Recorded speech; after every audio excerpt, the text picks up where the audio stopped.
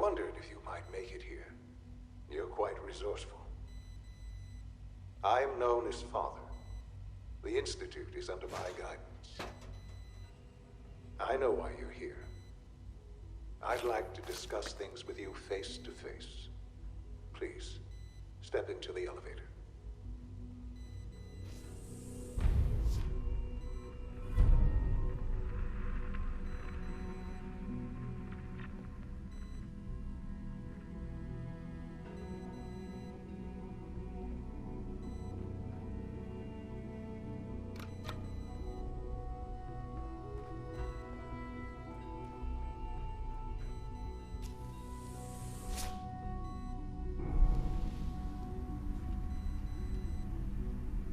I can only imagine what you've heard, what you think of us. I'd like to show you that you may have the wrong impression. Welcome to the Institute. This is the reality of the Institute. This place, these people, the work we do.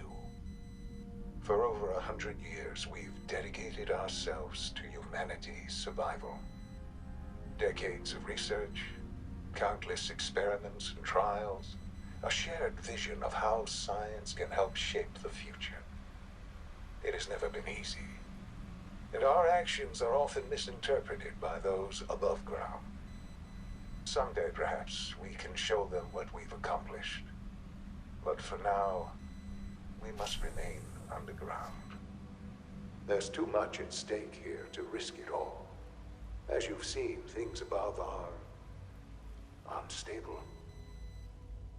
I'd like to talk to you about what we can do for everyone. But that can wait. You are here for a specific, very personal reason. You are here for your son.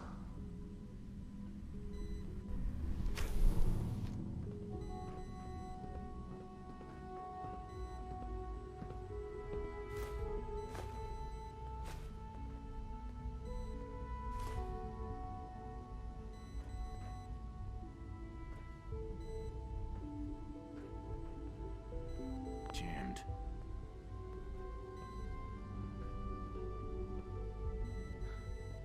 Shaun? Huh? Yes, I'm Shaun. Shaun? Is that really you? Who are you? Come on, Shaun. We need to go. Father, what's going on? What's happening? Shaun, are you okay? You're not hurt, are you? What's going on? Father? Father! Shaun, open the door. I don't know you. Go away. Father! Father, help me! There's someone here, help me! Who is Father? Where is he? Father? Father, help me! He's trying to take me! Father? Father, help me! Shaun. S923, recall code Cirrus. Fascinating, but disappointing. The child's responses were not at all what I anticipated. He's a prototype, you understand. We're only just now beginning to explore the effects of extreme emotional stimuli. Please try and keep an open mind. I recognize that you are emotional, and that your journey here has been fraught with challenges. Let's start anew. I am Father. Welcome to the Institute. Father? That's your name? Your title? Father is my unofficial title. It's what I've come to mean to the people of the Institute, just as you mean to your son, to Shaun. Uh-huh. Just help me understand what's going on here. I promised answers, and answers you shall have. But I need you to realize that this situation is far more complicated than you could have imagined. You have traveled very far, and suffered a great deal to find your son. Well, your tenacity and dedication have been rewarded. It's good to finally meet you. After all this time, it's me. I am Shaun. I am your son. How is that even possible? I know this is a lot to take in. In the vault, you had no concept of the passage of time. You were released from your pod and went searching for the sun you'd lost. But then you learned that your son was no longer an infant, but a 10-year-old boy. You believed that 10 years had passed. Is it really so hard to accept that it was not 10, but 60 years? That is the reality, and here I am, raised by the Institute, and now its leader. But why? Why take a child? Why take you? Ah, now that's the question, isn't it? Why me? At that time, the year 2227, the Institute had made great strides in synth production. But it was never enough. Scientific curiosity and the goal of perfection drove them ever onward. What they wanted was the perfect machine. So they followed the best example thus far. The human being. Walking, talking, fully articulate, capable of anything. So the weird science experiments needed specimens. That's why they took you. In a manner of speaking, yes. The Institute endeavored to create synthetic organics. The most logical starting point, of course, was human DNA.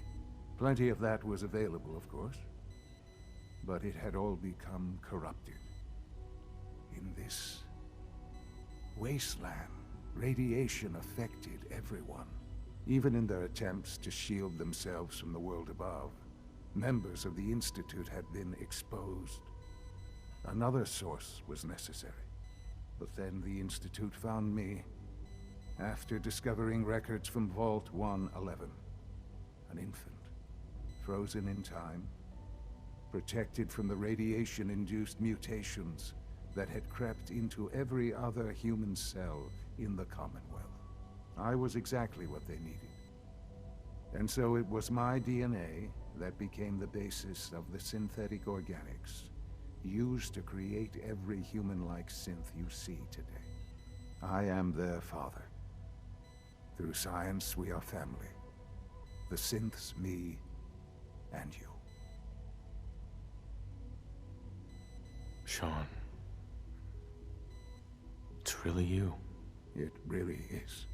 I know you must have questions. Please. So you're in charge of the Institute? I am the acting director, yes. I spent decades working to reach this point. It's a responsibility I take very seriously. The Institute.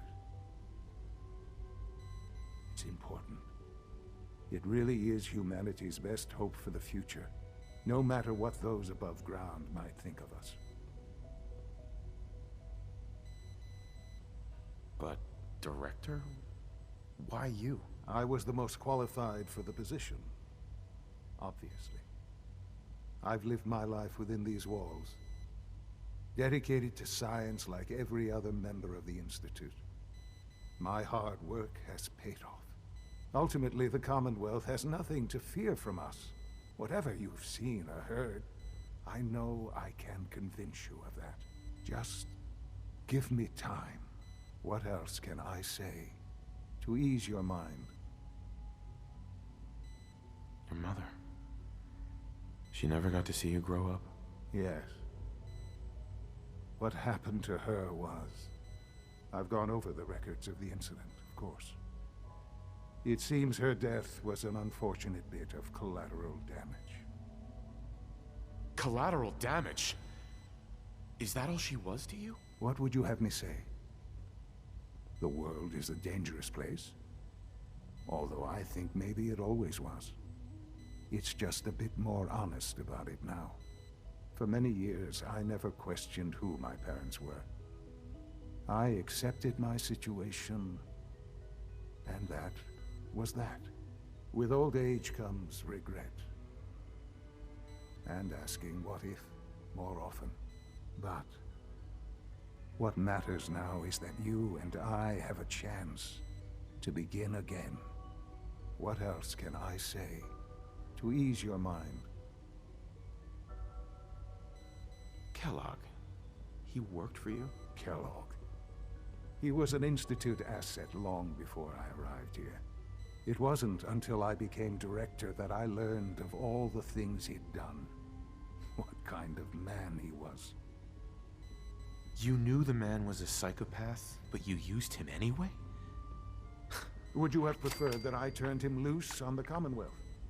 At least keeping him on a short leash kept the collateral damage to a minimum. The Institute took advantage of Kellogg's vicious nature. I will freely admit that. Institute technology prolonged his life, and his usefulness far beyond any normal human lifespan. He never failed the Institute, but his cruelty became more apparent with every completed objective. I won't lie. It's no coincidence your path crossed his. It seemed a fitting way to allow you, us, to have some amount of revenge. I know there's more for us to discuss, but the Institute is on the verge of some important breakthroughs. Your presence would be appreciated as we approach them. I've been a part of something amazing here. I've helped to build a life for myself and the people of the Institute. And now, after all these years, you have an opportunity to help with that. Doesn't that intrigue you? Isn't that what you want? You want me to stay here? In the Institute? Yes, that is what I propose. Is it so hard to imagine? The Institute can provide a better life than anything above ground. You've been in the Commonwealth. You've seen what it's like. I assure you that you are better off with us. I don't know what to do. I realize that. It's why I'm trying to help you. I hope that you can see that rationally. The Institute is the only thing left in the world that is worth being part of. I simply ask that you give the Institute, me, a chance. A chance to show you what I've been telling you. We really do have humanity's best interest at heart. Will you take that chance?